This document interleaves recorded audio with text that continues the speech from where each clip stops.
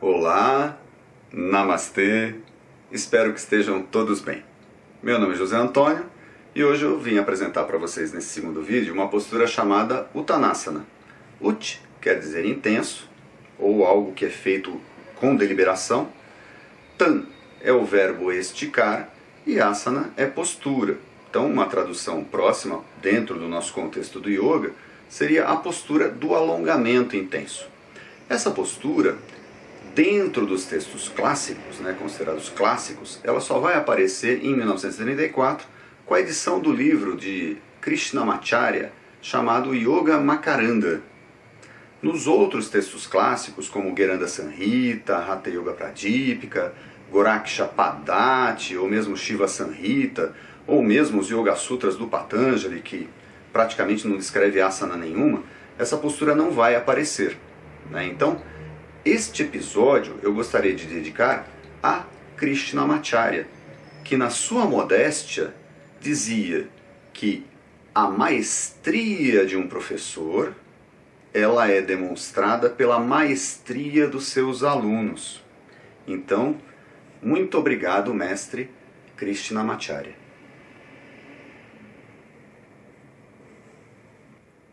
Então, dentro do nosso espírito de fazer uma prática segura e saudável, como o próprio Krishnamacharya já dizia no Yoga Makaranda, a yoga, apesar de ser para todos, ela precisa ser praticada segundo a sua condição física e a sua capacidade. Então ninguém deve exceder os seus limites. A gente tem que fazer dentro das nossas limitações. Então, no fundo, uma aula de yoga, ela pode ser feita para muita gente, mas ela tem que ser individualizada. Porque cada um tem uma anatomia, cada um tem um corpo diferente do outro. Então as posturas elas não vão ser idênticas para todo mundo. Então elas precisam ser adaptadas.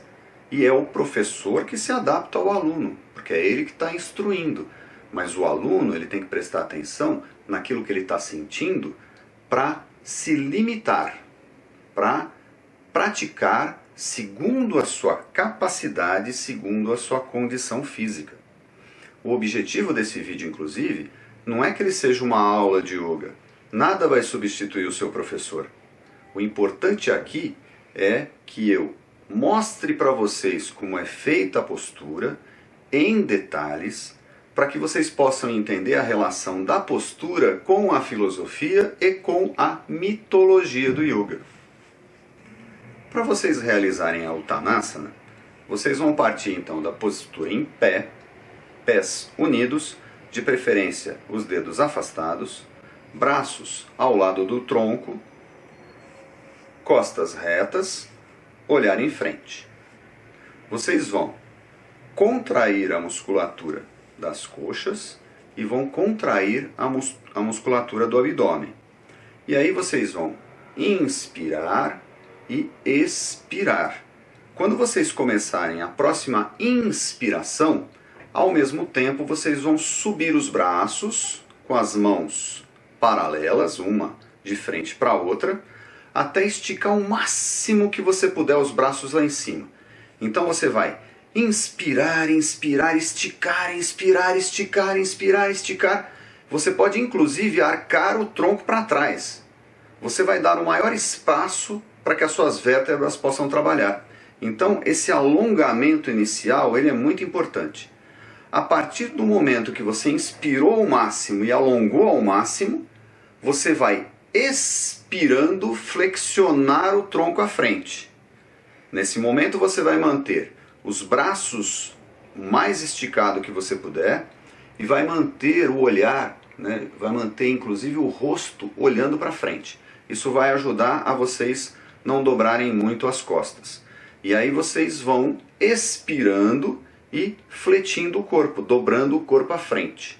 Se por acaso na expiração vocês acabarem ela, não tiver mais ar no pulmão, então vocês param na altura que vocês estão inspirem e expirando desce mais um pouco. O objetivo é que vocês alcancem o chão com as mãos.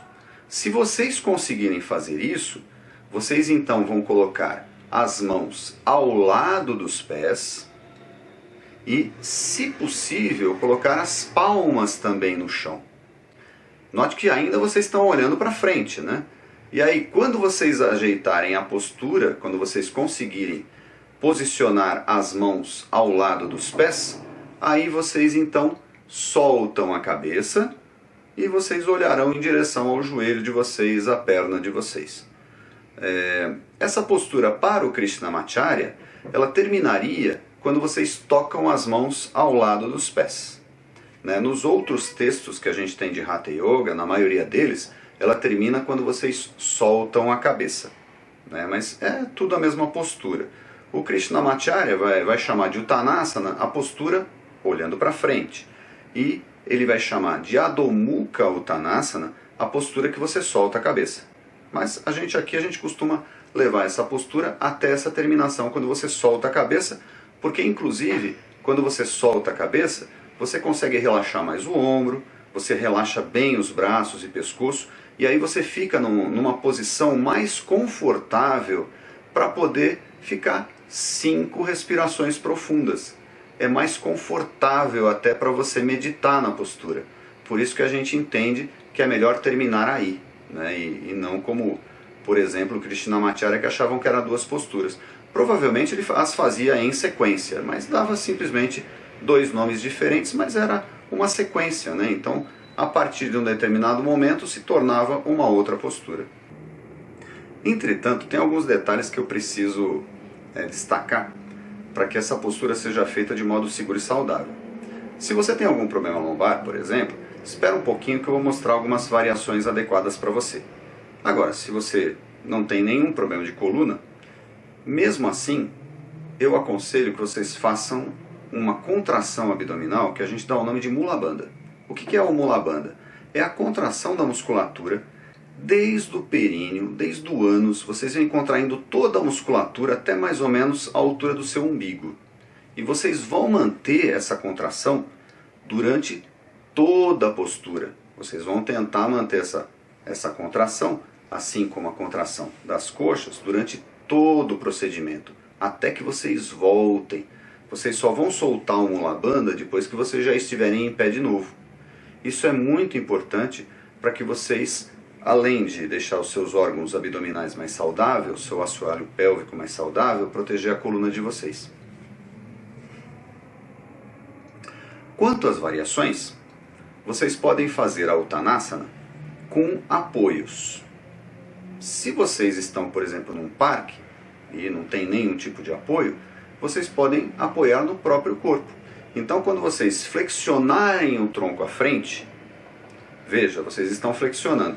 Se vocês estiverem com os braços esticados, vocês vão ter muito mais pressão na coluna de vocês. Vocês vão ter que ter muito mais força abdominal para conseguir segurar o peso do tronco, que está descendo, está ficando cada vez mais pesado. O braço está esticado lá na frente. Então, o que vocês vão fazer? Ao invés de tocar o chão, vocês vão apoiar as mãos nas pernas e os braços também vão ajudar a sustentar o tronco. E aí vai da flexibilidade de vocês. Vocês vão ter que ir testando dentro da capacidade que vocês têm, dentro da flexibilidade que vocês têm, com paciência, mas com persistência. Então vocês podem começar, por exemplo, com uma flexão que chega próximo de 90 graus, que vocês fiquem paralelos ao chão, o tronco fique paralelo ao chão, e aí vocês podem apoiar as mãos no alto das coxas. Mais algum tempo de prática, vocês podem ser que vocês já apoiem perto do joelho.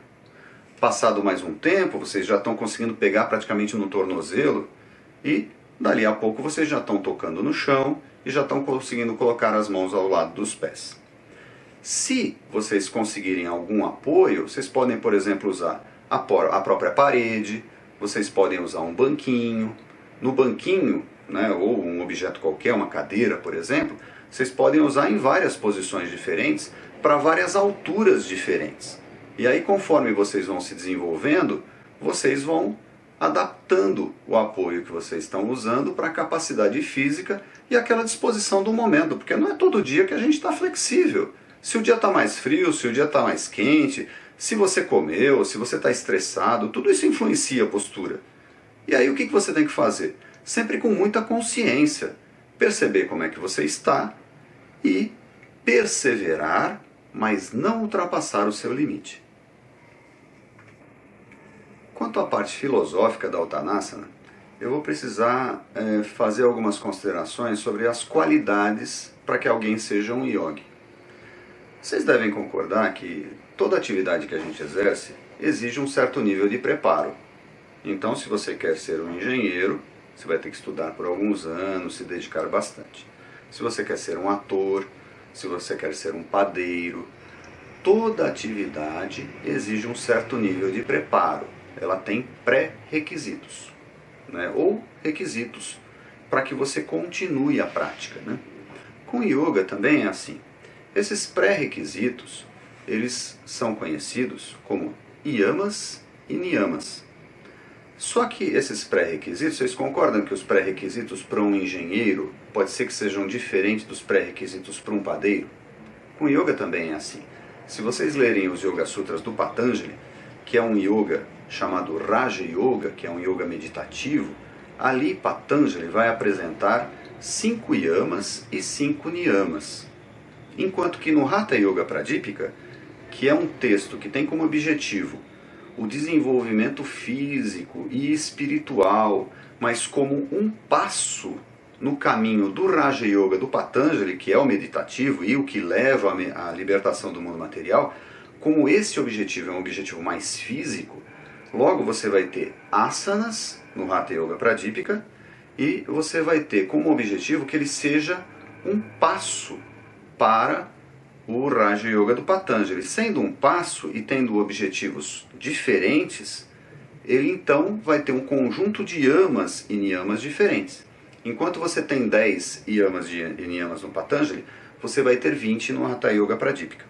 Eu vou me concentrar, porque eu estou falando da Uttanasana, né? Então eu vou me concentrar em só 4 conceitos desses textos para vocês. 2 yamas que tem no Hatha Yoga Pradipika, um deles é Kshama e o outro Driti. Kshama vocês podem traduzir como paciência ou então como perdão. E Driti vocês podem traduzir como sendo deliberação, vontade, persistência ou mesmo coragem. E 2 conceitos importantes que a gente vai encontrar nos Yoga Sutras do Patanjali. O primeiro conceito é Abhyasa. Abhyasa é disciplina. Inclusive o Krishnamacharya, ele vai chamar a prática de yoga de Yoga Abhyasa, justamente porque é a disciplina yoga. Vocês podem entender aí como sendo disciplina, como sendo uma área do conhecimento, ou como sendo algo que você precisa fazer de forma disciplinada, né? Esses 2 sentidos cabem aí. E além disso também um conceito muito importante que vocês acham no Yoga Sutra, que é o conceito de sanskaras. Os sanskaras, eles são uma espécie de impressão. É algo que é impresso na alma da gente e que vai de renascimento em renascimento. E ele é como uma cicatriz. Ele é como se fosse, por exemplo, um fundo de rio, onde a energia flui por ali. E como esse canal, ele direciona a energia, ele direciona também o nosso comportamento.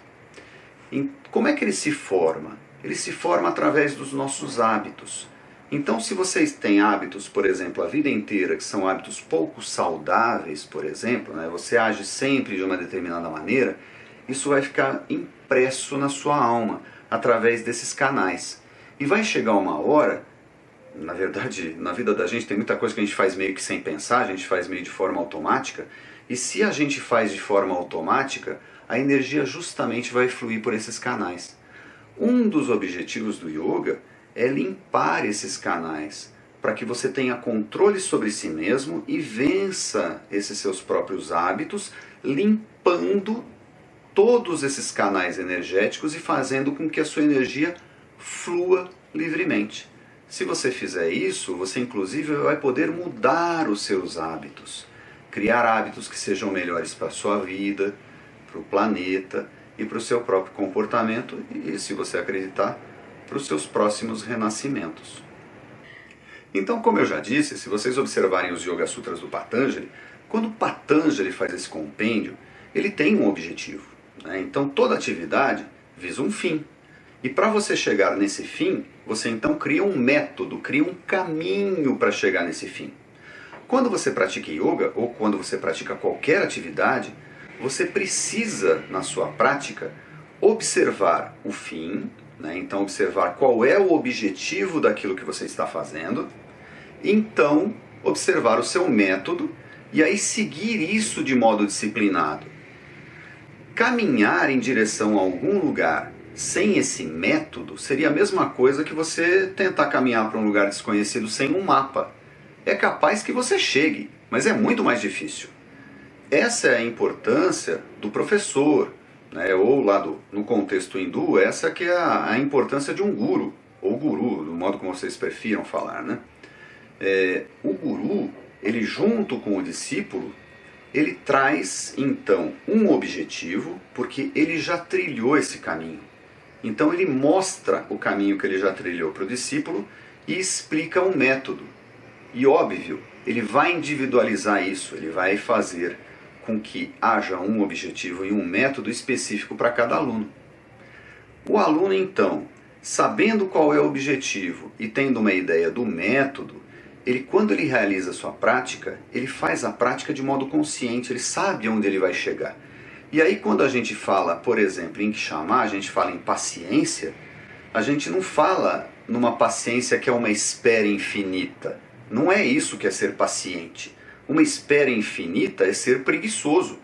Ser paciente é saber fazer as coisas no tempo certo. Mas só você vai saber que é tempo certo se você tiver uma ideia de qual é o objetivo e qual é o método que você está seguindo. Então é muito importante que quando você pratica yoga, você ter consciência disso. Onde que eu estou? Aonde eu quero chegar? Né? E aí você vai conseguir imprimir um esforço que seja um esforço segundo a sua própria condição e, no entanto, sem ser preguiçoso. Se você fizer isso e você perdoar inclusive os seus reveses, puxa, hoje eu não fiz uma boa aula, hoje a minha prática não foi muito boa, você vai saber então se perdoar. Veja que em sânscrito, Kshamā tem essas duas acepções. Ao mesmo tempo que é paciência, também é perdão. As duas coisas caminham juntas.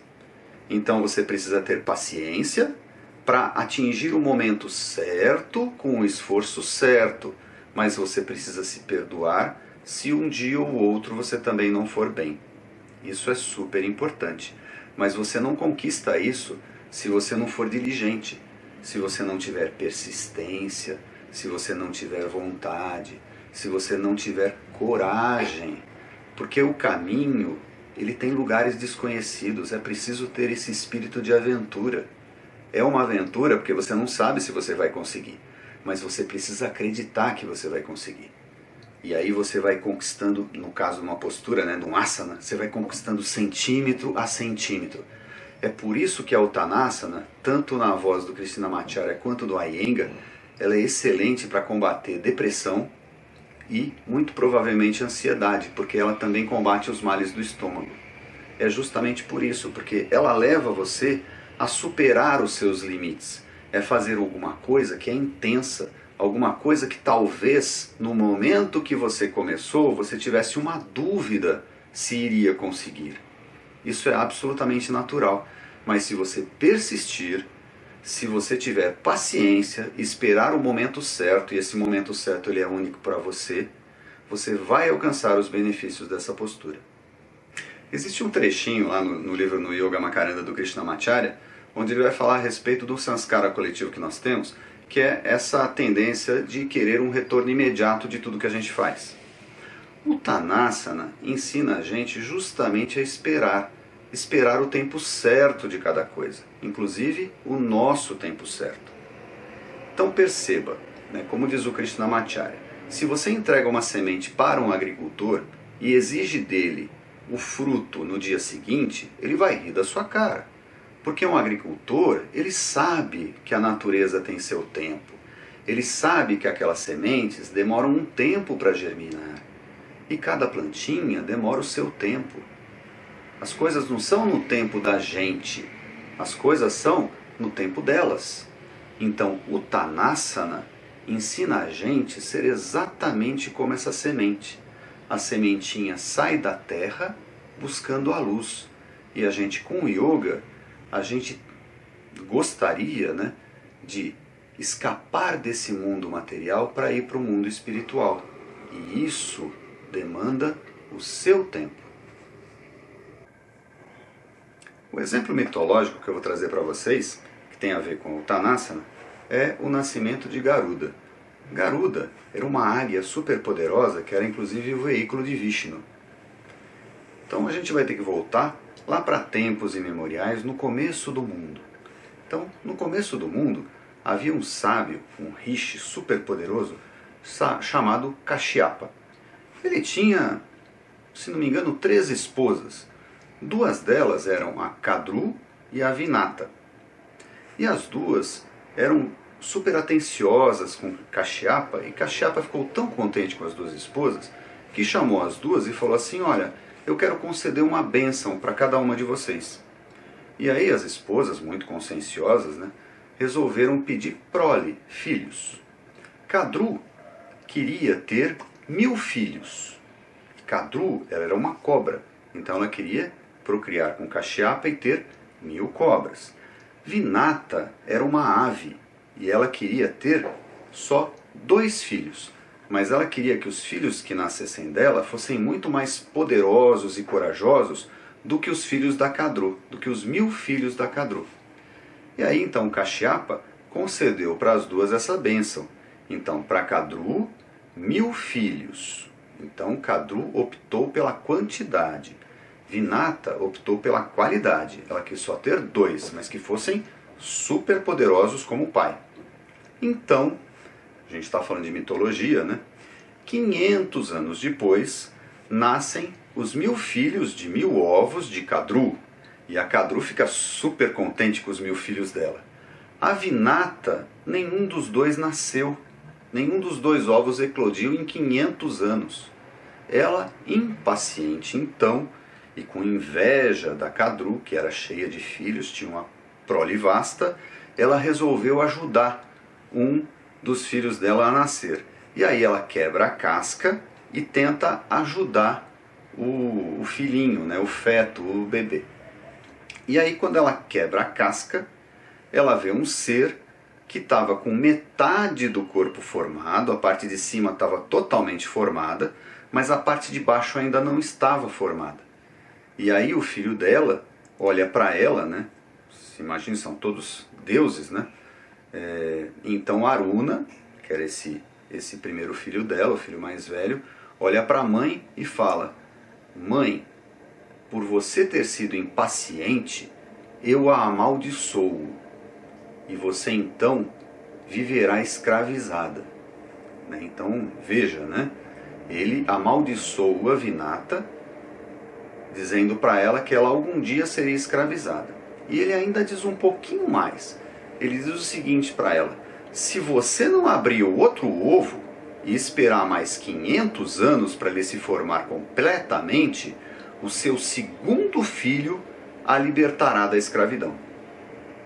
A Vinata fica, né, assustadíssima. E aí o Aruna, ele sai voando e mais para frente, depois de inúmeras aventuras, ele vai virar o cocheiro do sol, né, o cocheiro do deus Surya. Então, a vida continua. Vinata desiste então de abrir o segundo ovo e ela espera mais 500 anos. Nesse meio tempo, a Kadru, muito espertinha, resolve fazer uma aposta com a irmã, com a Vinata. E ela chega para a Vinata e fala assim: querida irmã, vamos fazer uma aposta? Quem perder vira escrava da outra. Você topa? A Vinata achou que era uma barbada, né? Que a pergunta era super fácil e que ela ia acertar. Então ela aceita a aposta. Só que a Kadru, ajudada pelos seus 1000 filhos, ela engana a Vinata, e aí a Vinata perde a aposta e ela é obrigada então a se escravizar. Garuda, quando nasce, né, que é o segundo filho, ele vê a situação da mãe e não entende por que a mãe era escrava da irmã dela. E aí ele resolve então, Vinata explica, né, o que aconteceu, a questão da aposta, ela já sabia que ela tinha sido enganada, mas como ela empregou a palavra dela de ser escrava, ela ficou escrava, ela tinha a palavra, né? E aí o Garuda chega para Kadru e pergunta para ela: poxa vida, o que eu posso fazer para você libertar a minha mãe? A Kadru então, se aproveitando que Garuda era uma ave super poderosa, chega para Garuda e diz para ele, né? Olha, eu quero que você me traga o pote de Anrita. Anrita era o elixir da imortalidade e que era guardada por todos os deuses no céu.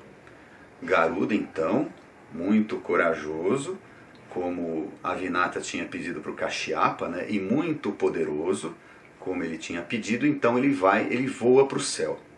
E ele vai tão alto e tão longe, e com aventuras mil, enfrentando tantos deuses, que ao final ele praticamente derrotou todos os deuses que estão no céu. Ele derrota Indra, e aí ele consegue o pote de Anrita. Só que Indra, né, que é uma espécie de gerentão, de deus dos deuses, chega para o Garuda e fala para ele: poxa Garuda, mas você precisa fazer isso? E aí Garuda explica: não, eu só estou fazendo isso para libertar minha mãe. E aí o Indra chega para ele e diz, né: poxa, mas então você não podia fazer o seguinte?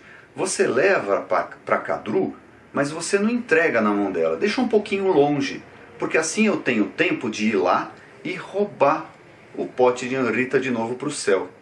Como Garuda tinha prometido entregar, ele entendeu que ele poderia fazer assim sem romper a sua palavra. E ele faz exatamente isso. Ele volta para Kadru com o pote de Anrita, coloca o pote numa moita. Dizem que essa moita era de uma planta chamada Kusha, que é uma espécie de gramínea, que ela tem uma borda meio afiada, né? Então você imagina as cobras, né, tentando pegar o pote, elas teriam que ser cuidadosas. Não seria uma coisa que elas fariam rapidamente, né? Mas só que quando o Garuda chega com o pote e coloca na moita e diz para Kadru que o pote é lá dela, ela fica tão contente, as cobras ficam tão contentes que elas começam a fazer uma festa. E elas mal se apercebem quando o Indra chega, rouba o pote e leva de volta para o céu. Então, se vocês perceberam, essa história mostra Vinata virando escrava de Kadru por ter sido impaciente. Nós também, por sermos escravos das nossas paixões, por sermos guiados pelos nossos sanskaras, também não atingimos os objetivos que a gente tem na vida. Então o que nós podemos aprender com o Uttanasana? O que o Uttanasana nos ensina se nós estivermos conscientes e prestarmos atenção no momento da prática e aprendendo podemos aplicar no dia a dia? Ela nos ensina a ter paciência, ela nos ensina a ter persistência, coragem e disciplina. Namastê.